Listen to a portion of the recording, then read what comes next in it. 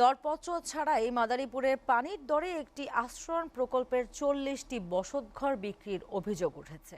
স্থানীয় 3 প্রভাবশালীর চাপে ঘরগুলো বিক্রি করতে বাধ্য হন হতদরিদ্ররা।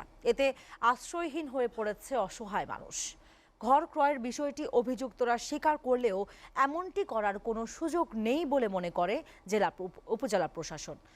লিখিত অভিযোগ পেলে আইনগত ব্যবস্থা নেয়ার আশ্বাসও দেন তিনি। মাদারীপুর প্রতিনিধি মোহাম্মদ জাকির হোসেনের প্রতিবেদন।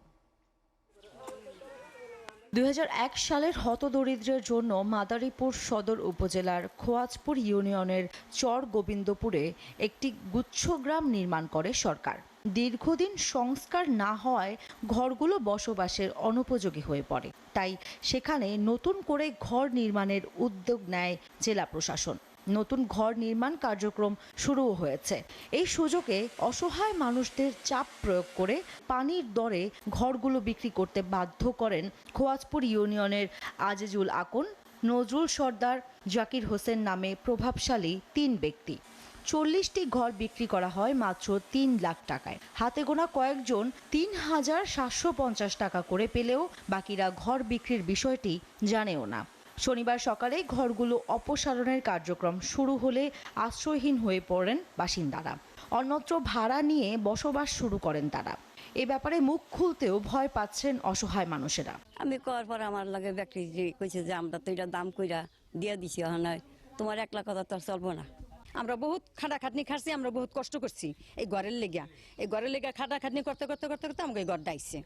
এই ঘর ভাঙ্গার পরে ভাড়া নিচ্ছি আমি কইছি 500 না বা 1000 না, আমার থাকতে একটু আশ্রয় দাও। ঘর ক্রয়ের বিষয়ে স্বীকার করেছেন অভিযুক্তদের একজন নজরুল সর্দার। তার দাবি, সবার সম্মতিতেই তিনি ঘর কিনে অপসারণ প্রক্রিয়া শুরু করেন। আমাদের তো আফা ছিল টিন সারে, আমরা তো ঘর দর হারাইতে কইছি বা ব্যস্ত কইছি। তারপরে আর আগে হাঁক দেখাইছে, ভিতরে ভাঙারি আছে না, আগে দেখাইছে।